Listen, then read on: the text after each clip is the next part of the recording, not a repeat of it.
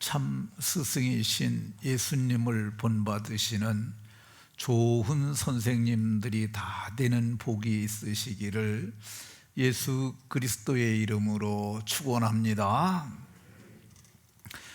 오늘은 우리나라의 모든 교회가, 거의 모든 교회가 스승의 주일로 정하고 예배합니다. 이 스승의 주일이라고 하는 것은 세계 적십자의 날과 상관이 있습니다. 세계 적십자는 이 빨간 십자가를 단 구호단체, NGO 단체, 그런 것들이 세계 적십자입니다. 전에 이 집차에다가 빨간 십자가 달고 다니는 차들이 있었어요. 요즘에는 그거 잘 안 보이는데 주로 미군이 많이 가지고 있었는데, 이게 적십자와 관련이 있는 단체라는 표시입니다. 이 세계 적십자는 세계 적십자 연합단체는 앙리 듀낭이라고 하는 프랑스의 독실한 칼빈주의자, 칼뱅주의자라고도 부릅니다. 이 사람에 의해서 조직이 됐습니다. 우리나라는 1958년도, 그러니까 58년 개띠가 지금 67세 이렇게 되잖아요. 그러니까 67년여 전쯤에 이제 그 세계 적십자의 날에 적십자 단체에서 그 병들어 힘들어하는 은퇴 교사들을 좀 돌보자 하는 데서 시작이 되었다고 합니다. 그리고 1964년에 전주에서 청소년 적십자 단체의 대표가 회의를 열고 불우한 퇴직 교사 또는 질병에 걸린 교사를 위로하자는 차원에서 세종대왕 탄신일인 5월 12일을 스승의 날로 정하게 되었다고 합니다. 그래서 우리는 스승의 날을, 스승의 주일을 맞이해서 오늘 본문을 중심하여 참 스승이신 예수님, 이런 제목 가지고 말씀을 상고하며 은혜를 받고자 합니다. 요즘에 교육 풍토를 많은 분들이 교사는 많으나 스승이 없다, 이런 말을 합니다. 이 말은 가르치는 교육기관도 많고 교육부죠. 교육부에서 이 교사 자격을 부여한 선생들은 많으니라 스승의 도를 가지고 참 스승처럼 가르치는 사람이 없다는 그런 표현일 것입니다. 그러면 참 스승은 어떤 사람이라고 할 수 있을까? 1차 세계대전이 끝난 후에 영국의 처칠이라고 하는 사람이 수상이 됐습니다. 이 사람이 대독강경책이라는 것을 채택을 해서 이 사람이 국민들로부터 인기를 얻고 영국이 부흥을 하기 시작하니까 이 처칠에 대해서 많은 신문사에서 이 사람은 이런 사람이라고 보도를 했습니다. 우리나라도 이제 6월 3일 날 대통령이 결정이 되면은 그게 누굴진 모르지만은 아마도 그렇게 보도할 겁니다. 이 사람은 어디서 태어났고 쭉 일생을 보도하잖아요. 근데 이 처칠이 영국 수상이 되어서 인기가 있을 때 그 한 신문사에서 위를 만든 스승들이라는 특집 기사를 냈는데, 그러니까 처칠이 어렸을 때부터 해가지고 대학을 마칠 때까지, 그리고 그에게 영향을 주었던 모든 사람을 특집으로 냈는데 그 기사를 처칠이 봤어요. 그 처칠이 그걸 보고 나서 신문사에다 편지를 보냈습니다. 당신들이 내 스승들을 잘 찾아서 이렇게 보도한 건 맞는데 한 사람이 빠졌다고, 진짜 스승이 빠졌다고. 그 사람은 내 어머니라고 이렇게 말했다고 그럽니다. 그의 어머니는 교육부가 인정하는 교사 자격증은 없었지만은 그에게는 그의 전인격을 다듬어주고 그로 하여금 위대한 지도자가 될 수 있게 했던 좋은 분이셨다고 그렇게 말하는 걸 볼 수가 있습니다. 사람들마다 스승에 대한 기준과 관점이 다를 수 있습니다.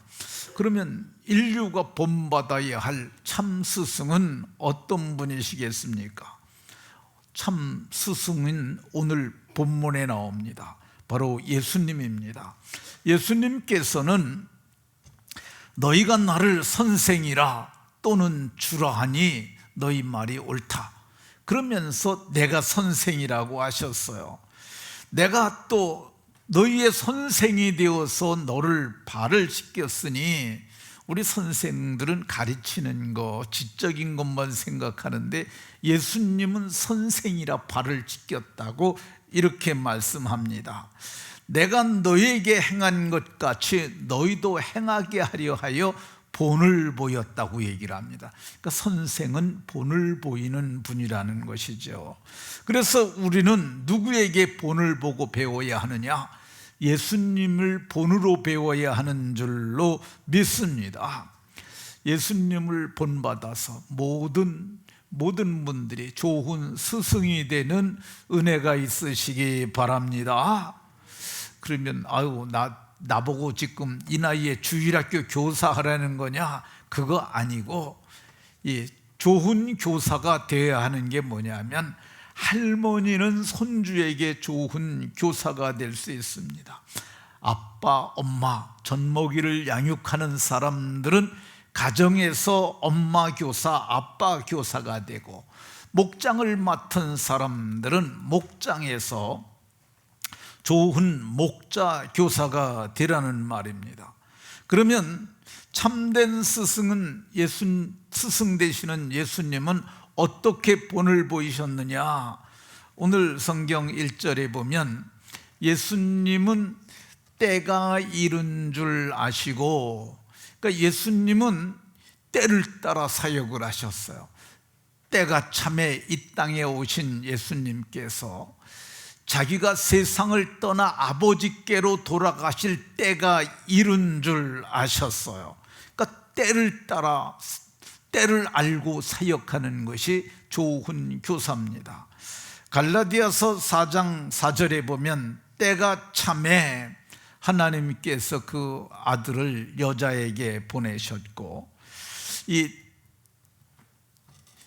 예수님께서 장성하셔서 공생애를 시작하시고 갈릴리 가나의 혼인잔치에서는 물을 포도주로 만드시기 전에 내 때가 아직 이르지 아니하였다고 때를 말하셨습니다. 요한복음 7장 8절에도 내 때가 아직 차지 못하였으니, 예수님은 늘 때를 따라 사역을 하셨어요. 그냥 우발적으로 충동적으로 한 것이 아니라 이 하나님의 경륜 속에 있는 하나님의 스케줄을 따라서 사역하셨던 것을 볼 수 있습니다. 그러니까 우리도 때를 알고 사역을 하는 게 좋은 교사입니다. 때를 모르는 사람들을 뭐라 그러냐면은 철부지라고 그럽니다. 철부지. 아유, 저런 철부지가 있어. 그러니까 어린아이가 아버지가 죽었는데도 꽃감 생겼다고 그거 꽃감 먹으면서 좋아하는 거 보고, 요즘에는 그런 풍토가 아니긴 한데 제가 어렸을 때 그런 일이 있었어요. 어른들이 저런 철부지가 있냐 그러는데, 때를 모르는 사람들은 철부지라고 합니다. 때를 모르는 사람들은 결코 좋은 스승이 될 수 없습니다. 때를 알고 살아야 하는데, 그러면 지금은 어떤 때냐? 지금은 주의 재림이 임박한 때라고 할 것입니다. 하늘을 쳐다봐도 어제 하늘과 오늘 하늘도 똑같고, 또 해질녘에 노을을 쳐다봐도 어제 노을과 오늘 노을이 똑같은데 무슨 주님이 오시느냐, 그럴 수 있는데 주님께서 재림의 증거를 말씀하셨어요. 내가 이때에 올 것이다 그랬는데 마태복음 24장 14절에 예수님께서 친히 하신 말씀이에요. 천국 복음이 모든 민족에게 증언되기 위하여 온 세상에 전파되리니 그제야 끝이 오리라. 그제야 끝이 오리라. 이 끝이 온다는 말이 텔로스라는 헬라어가 쓰였는데 이게 마침표를 뜻하는 거야. 그러니까 이 천국 복음이 온 세상에 전파되면은 그제야 끝이 온다는 거야. 지금 우리는 이 기독교 인구가 세계에서 제일 많습니다. 근데 갈릴리 나사렛에서 나온 예수 그리스도로부터 시작된 복음이 온 세상에 전파된다는 걸 그 시대에는 생각도 못했어요. 그런데 지금 우리는 결과로 보지 않습니까? 온 세상에 거의 전파됐어요. 근데 그 요절 다시 띄워보세요. 모든 민족이라고 그러는데도 번역한 데가 있고 이 족속으로 번역한 데도 있어요. 그러니까 이게 모든 족속이라고 그러면 더 좁죠. 민족은 좀 큰 단위입니다. 근데 어쨌든 오늘날 세계의 거의 모든 종족들에게 복음이 전파됐어요. 요즘은 여러분들도 다 이거 하나씩 있으시잖아요. 스마트폰. 이게 20년만 전만 하더라도 이거 아무나 갖고 있는 게 아니었어요. 근데 요즘은 애들도 다 하나씩 있잖아요. 근데 이게 우리만 있는 게 아니에요. 가난한 사람들, 가난한 족속들도 다 가지고 있어요. 왜 갖는 줄 아십니까? 우리 쓰다가 버린 거 있잖아요. 그거 수출이 돼요. 그래서 여기저기 세계 도처로 퍼져나가는데 그럼 매년 신제품 쏟아 나오잖아요. 그러면 옛날 거 다 이게 팔려나가는 거야. 그런 나라로 가는 거야. 그렇게 되면 세계에서 이게 이제는 거의 다 이걸 가지고 있어요. 그 여름에 그 아프리카 그 차드의 총회장이 우리 교회를 방문했었어요. 근데 이걸 가지고 있더라고. 나하고 똑같은 이 폴더폰을 갖고 있어요. 폴더가 아니고 폴드폰. 그래서 이걸 갖고 있어가지고 이거 어떻게 났냐고 그랬더니 한국 목사님이 자기한테 선물해 줬다고 그래요. 그러니까 그 목사님들도 우리는 이 사람들이 이런 걸 할까 생각하잖아요. 뭐 아프리카 사람들이 잘합니다 아주. 그러니까 이 사람들도 이거 가지고 이제는 복음이 세계 모든 족속에게 전파됐다고 그러니까 끝이 거의 다 온 거라고 봐야 합니다. 유다서 1장 7절에 보면 소돔과 고모라와 그 이웃 도시들도 그들과 같은 행동으로 음란하며 다른 육체를 따라가다가, 이거 동성애예요. 영원한 불의 형벌을 받음으로 뭐가 되었다고요? 거울이 되었다는 거야. 그러니까 종말을 보려면 소돔과 고모라를 그걸 거울로 비춰보는 거야. 그걸 거울로 비춰봤더니 이 소돔과 고모라가 동성애로 하늘에서 유황과 불을 비같이 내리셔서 멸하셨는데 지금이 바로 그때지 아닙니까? 지금 동성애가 지금 만연되고 있어요. 전에 제가 동성애 지도를 만든 게 있어요. 그러니까 그리스도인들 가운데서 위기의식을 가지고 만든 거야. 빨간색으로 이렇게 다 칠해가는데 아주 새빨개요. 그러니까 지금 이 아시아에서 이제 아직은 아시아 쪽은 여기 동성애가 공적으로 확정되진 않았어요. 그런데 이게 이제 박원순이라는 사람이 이런 발언을 해요. 나는 아시아에서 대한민국이 최초로 동성애가 합법화되는 나라가 되길 원한다. 그런데 그 사람 죽었잖아요. 나는 하나님이 데려가신 게 아닌가 하는 생각이 듭니다. 왜가 그러냐면 그 사람이 대통령 되게 되면, 대통령이 안 돼도 그쪽에 진보라는 쪽에서 이렇게 해서 하면 끝일까 같아요. 저는 이거를 굉장한 위기로 생각하고 있습니다. 제가 한 번도 광화문에 나가서 집회한 적 없어요. 집회에 참석한 적 없어요. 그런데 작년에 10월 26일 날 우리 동성애 반대 집회했잖아요. 제가 이거는 가야 된다고 생각해서 여러 명을 권해가지고 86명이 그때 우리가 참석을 했어요. 이거 왜 그랬느냐 하면 이것 막아야 돼요. 이게 되게 되면은 다음 세대가 아주 문란한 세대가 되는 거야. 이게 합법화되잖아요. 지금은 간음죄가 없어졌어요. 지금 무지무지하게 간음이 일어나고 있습니다. 증거가 뭐냐? 모텔이에요. 모텔, 호텔이 우리나라에 3만 개가 넘어요. 3만 개가 넘는데 거기 방이 조그만 모텔은 한 10개 있고 큰 호텔은 몇백 개가 있어요. 그거 다 평균으로 따지게 되면은 3만 개면 20개만 해도 6만 개잖아요. 그럼 한 달이면은 180명이 그걸 이용을 해야만 그게 유지되는 거예요. 근데 180명 곱하기 2 해야 되잖아요. 둘이서 자니까. 그럼 360만 명. 그거 이용하는 고객들이 2천만 명 친다 그러면은 일주일에 그걸 계산해 보면은 이용객이 많아야 된다는 거야. 여러분들 호텔에 가서나 여관에 가서 최근에 한두 달 새에 가서 자보신 분이 있으세요? 여기는 그러니까 우리 교회는 깨끗한 거야. 근데 그렇지 않은 사람들, 수많은 사람들이 음란하고 음행을 하는 걸 볼 수가 있습니다. 그러니까 지금은 재림의 때라는 걸 알고 가르치는 것, 주의 재림이 임박했다는 걸 알고 가르치는 때라는 걸 알아야 합니다. 지금이 어느 때냐? 지금은 영혼의 추수 때예요. 이 요한복음 4장 35절에 눈을 들어 밭을 보라 휘어져 추수하게 되었다. 예수님이 부활하고 승천하심으로 영혼의 추수가 됩니다. 우리가 영혼의 추수는 어떻게 되느냐? 믿음의 결국 영혼의 구원을 받음이라. 그러니까 믿으면 영과 혼이 구원을 받는 거야. 지금은 육체의 구원은 아직 안 이루어져요. 썩을 몸이 썩지 아니할 영광의 몸을 잇는 그 영광의 부활의 열매는 아직 아니고 지금은 영혼의 구원을 받는데, 그러니까 예수님이 승천하시고부터 복음을 전할 수 있고요. 복음을 전하면 그 복음을 듣고 믿음으로 말미암아 우리가 구원을 얻게 되는 시대예요. 지금은 복음을 전하면 사람이 구원을 받아요.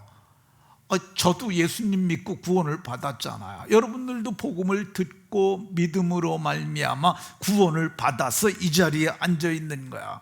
그러니까 지금은 어느 때냐? 복음을 전하면 지금은 되는 때예요. 왜 그러냐면 아직 교회의 문이 열려 있어요. 이 노아의 방주 때 방주의 문을 누가 닫으셨느냐? 여호와께서 방주의 문을 닫으십니다. 교회의 문도 열면 닫을 자가 없고 닫으면 열 자가 없으신 다윗의 열쇠를 가지신 분이 지금은 열어놓은 때예요. 그러니까 지금이 때, 그런 복음 전도가 가능한 때라는 걸 알고 복음을 열심히 전하는 예수님을 본받는 좋은 교사들이 다 되시기를 예수 그리스도의 이름으로 축원합니다. 참된 스승이 되시는 예수님께서는 어떻게 본을 보이셨느냐? 자기 사람들을 사랑하시되 끝까지 사랑하시니라.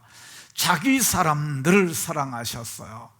예수님이 이 모든 사람을 사랑하셨다고 보는 것은 조금 저는 기독교적이라고 생각되지 않아요. 하나님께서 세상을 사랑하신 건 맞지만은 성경을 보면은 예수님께서 자기 사람들을 사랑하셨다고 이렇게 얘기를 하고 있어요. 예수님은 자기 백성을 사랑하셔서 자기 백성을 대속물로 주신 분이에요. 대신 속죄의 제물로 자기 몸을 내어놓으셨어요. 이 개역 성경에서는 그거를 생축으로 짐승처럼 자기 몸을 내어놓으셨다고 이렇게 표현하셔요. 그렇지만은 예수님께서 이 구원하시는 사람들은 자기 백성이에요. 예수님이 태어났을 때 그 이름 속에 운명이 담겨져 있었는데, 아들을 낳으면 그 이름을 예수라 해라. 이는 자기 백성, 아니 남이 백성 아니에요. 자기 백성을 저희 죄에서 구원할 자라고 이렇게 말하고 있는 것 볼 수가 있습니다. 그러니까 예수님께서는 자기 백성을 끝까지 사랑하셔요. 그래서 마침내 자기 백성의 손을 잡고 영광스러운 나라까지 데려가십니다. 그러니까 오늘 우리도 사랑해야 될 세상이 누구냐?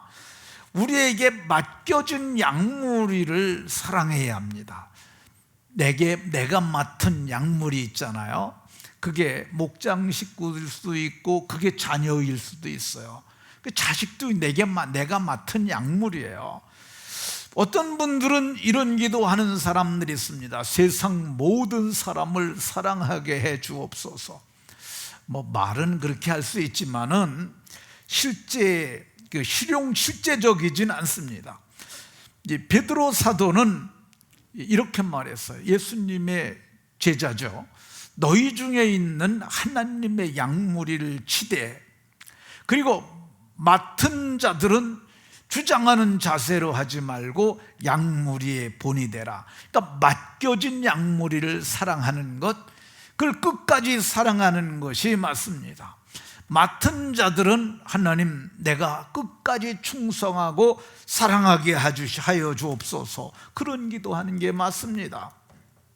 한 명의 어린이라도 끝까지 사랑하고 잘 섬기면 예수님을 본받는 좋은 교사가 되는 줄로 믿으시기 바랍니다. 참된 스승이 되시는 예수님께서는 제자 중에 한 명도 빼놓지 않고 씻기시는 본을 보이셨어요.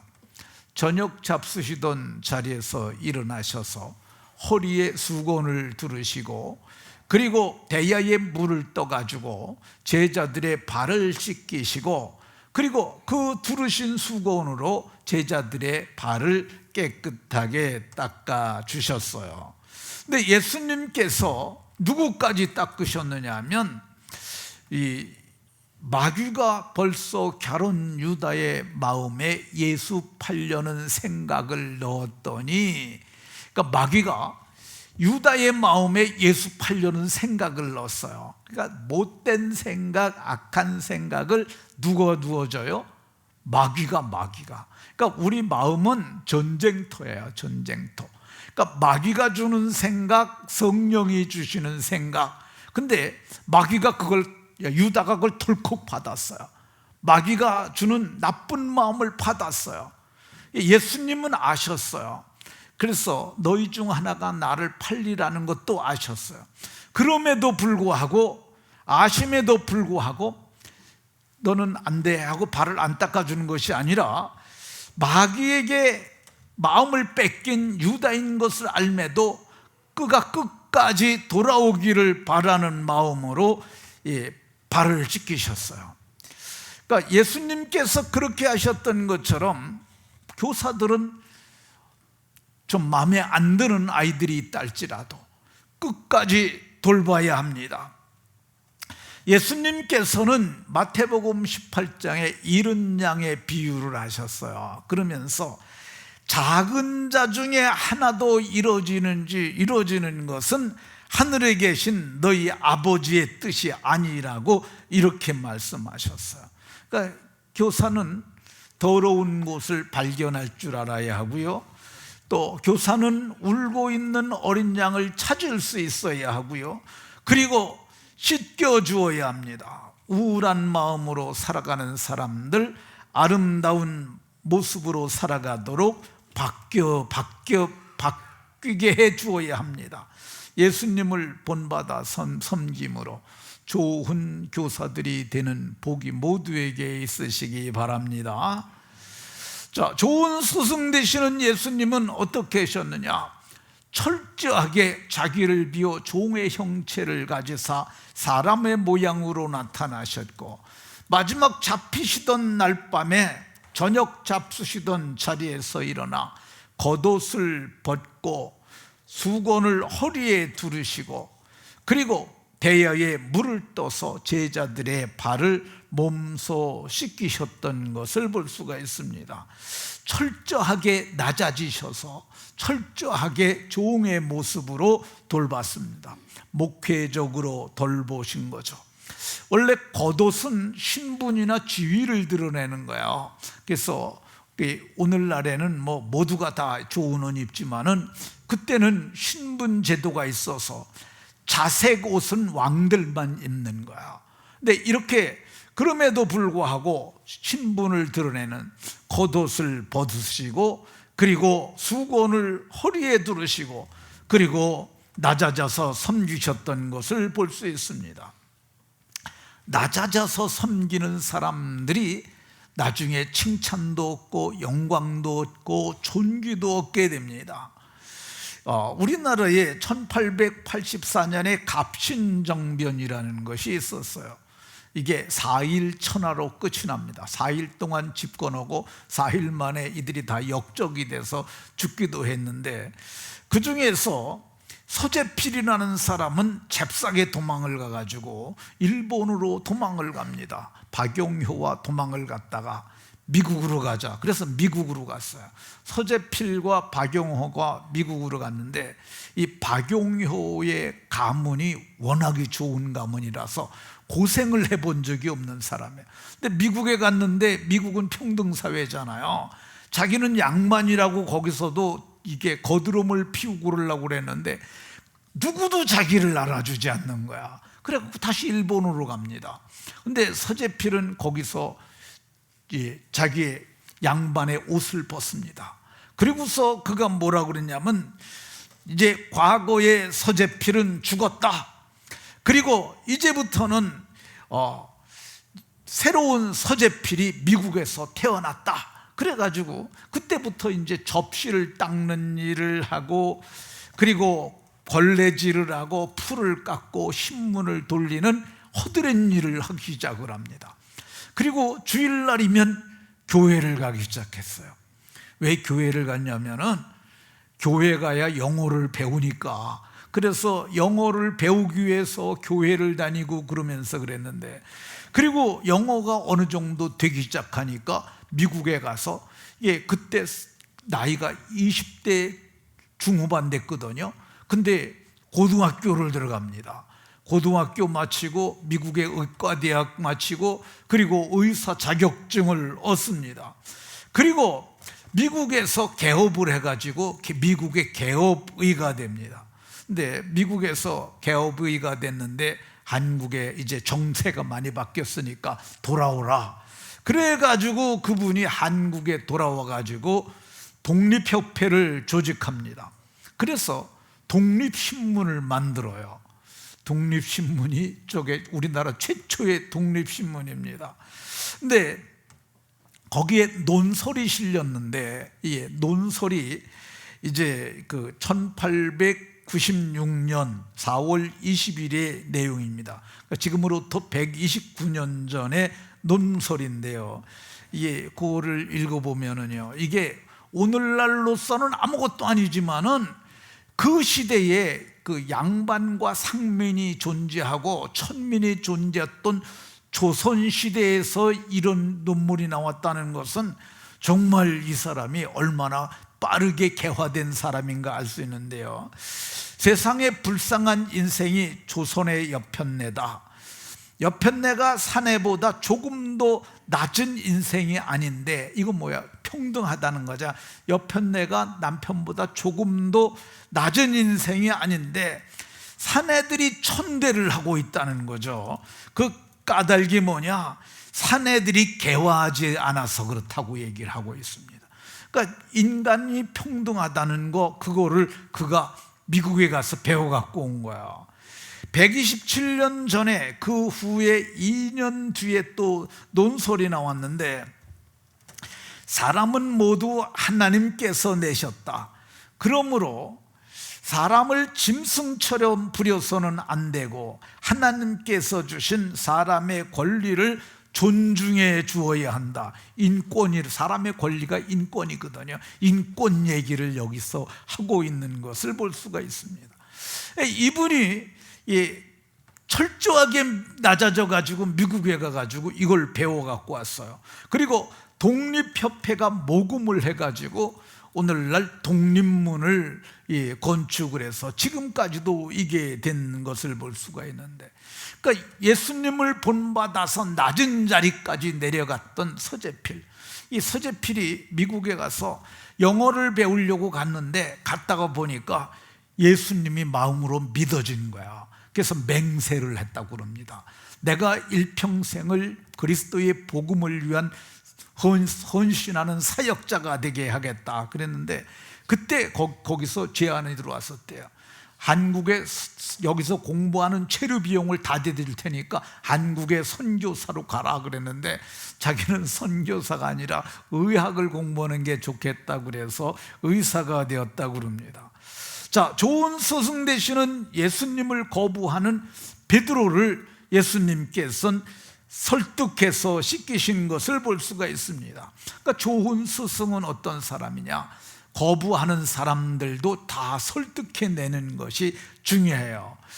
베드로에게 예수님께서 오셔서 네 발도 씻자 그랬더니 주여 주께서 내 발을 씻으시나이까 이렇게 말을 했어요. 내 발을 절대 씻기지 못하십니다. 어떻게 주님이 내 발을 씻기십니까?